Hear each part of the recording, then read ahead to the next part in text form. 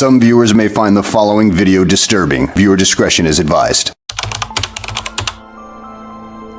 Even after 48 years, the allure of the Amityville house, with its eerie eye-like windows, continues unabated.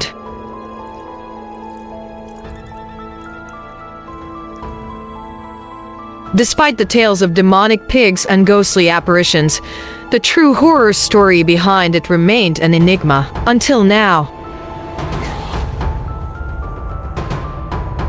He came, he opened the door, and he was screaming, "Come on, help me, somebody shot my mother and father." Everyone ran out of the bar, and that was it. They all took off. No, I had to stay, I was tending more. They all jumped in his car and took off. At approximately 6:30 p.m. on November 13, 1974, Ronald DeFeo Jr., aged 23 at the time, rushed into Henry's bar in Amityville, Long Island, New York, seeking help. He urgently declared, "You got to help me. I think my mother and father are shot." Accompanied by a small group of people, they headed to 112 Ocean Avenue, situated nearby, where they tragically discovered DeFeo's parents deceased inside the house.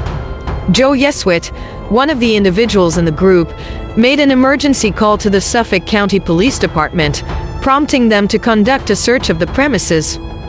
It was during this search that the police found the lifeless bodies of 6 family members, all found dead in their beds. The tragic victims of the incident were the DeFeo family members. They included Ronald DeFeo Sr. 43 and Louise DeFeo 43, who were the parents, and their 4 children, Don 18, Allison 13, Mark 12, and John 9. The horrifying incident took place at approximately 3 o'clock in the morning when all 6 family members were fatally shot with a .35 caliber lever-action Marlin 3.36 rifle. Proceeded to shoot each member of his family. No, I shot my father first, then I crossed over onto my mother. After that, I tell you honestly, I couldn't stop if I wanted to. I couldn't put the gun down. So I thought somebody was inside moving me. He went into another room and shot his 2 younger brothers. Then he went in and shot his younger sister. And then he went upstairs and shot his older sister, Dawn. The evidence indicates that the children died from single shots, while the parents suffered 2 gunshot wounds each. It is believed that Louise DeFeo and her daughter Allison were awake at the time of their deaths. The heartbreaking discovery was made by authorities when they found the victims lying face down in their beds. The DeFeo family had resided at 112 Ocean Avenue since they purchased the property in 1965. Following the tragedy, the 6 victims were laid to rest in the nearby St. Charles Cemetery in Farmingdale.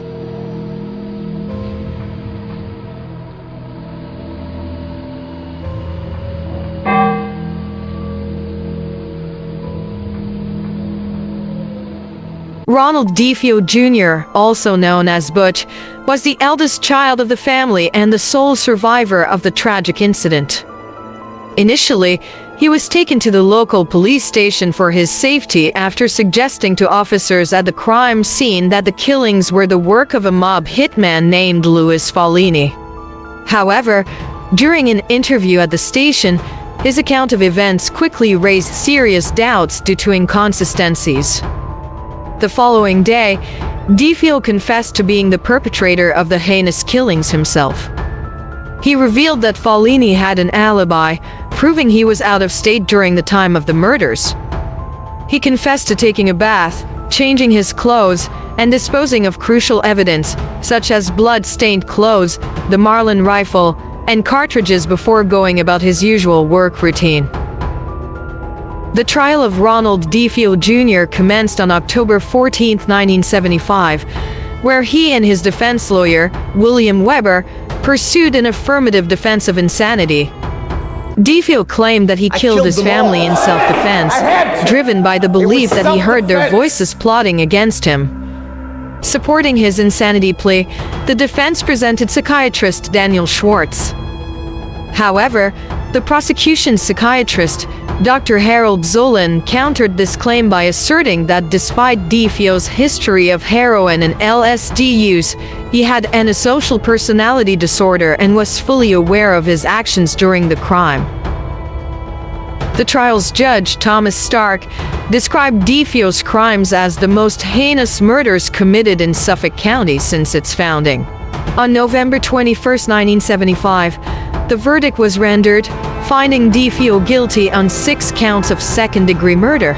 Subsequently, on December 4, 1975, Judge Thomas Stark sentenced him to 6 consecutive sentences of 25 years to life in prison. Ronald DeFeo Jr. was held at the Sullivan Correctional Facility in Fallsburg, New York, and all of his appeals and requests to the parole board were consistently denied until his death.